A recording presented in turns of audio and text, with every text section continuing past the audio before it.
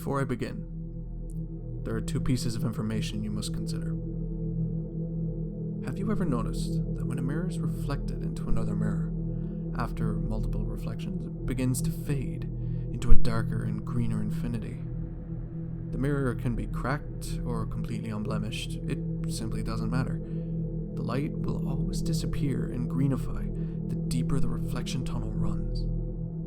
It is not wise for one to purposely create these tunnels, but for the curious, which I'm assuming you are, they are at least very interesting. Secondly, yes, your doppelganger does live as your immediate reflection on the surface of the mirror.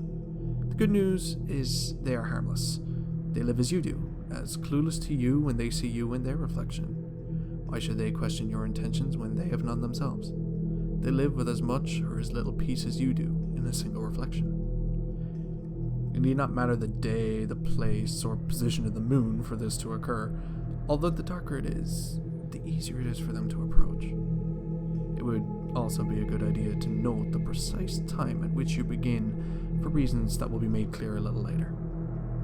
You must have two large mirrors facing each other with roughly 1 meter between them. Stand between them and do not make a sound. In fact, the location you choose must be free of any extraneous noise. This is of the utmost importance. They frighten easily, especially in the beginning. You must be able to see your entire reflection in the mirror you decide to face. Count as many frames as you can over your reflection's shoulder until the greenness and darkness swallows the very last remnants of the reflection. Depending on the amount of light in your location, this should take anywhere from 10 to 20 minutes. Feel free to take your time.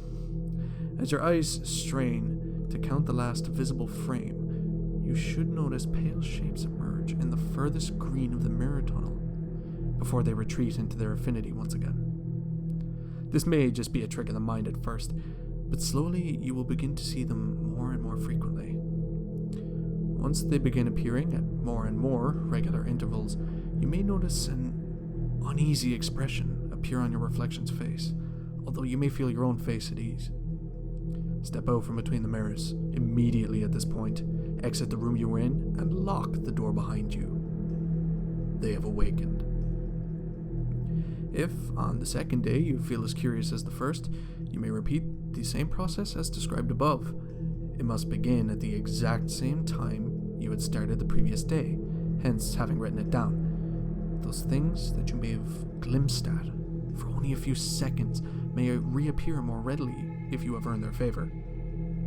Your reflection may appear a bit shaken, but that is only a trick of the mind and nothing you need to worry about. Once you have finished counting back as many frames as possible, blink only once to refocus yourself. You should not close your eyes again. Not that you actually could if you wanted to. You may begin to notice that they appear not only in the darkest frame of the tunnel, but now in closer frames. You can't make out anything that could be considered a face, give or take the blur of what could resemble teeth. Do not let your curiosity blind you. Looking for human similarities in them is fruitless, even though you will continue to try to understand them. If ever they appear in any frame less than 6 away from your own reflection, they have become too comfortable with you and you with them. They have become too beautiful to ignore. You have become too focused on them to notice your own reflection, pointing, warning you about the thing reaching through the mirror behind you.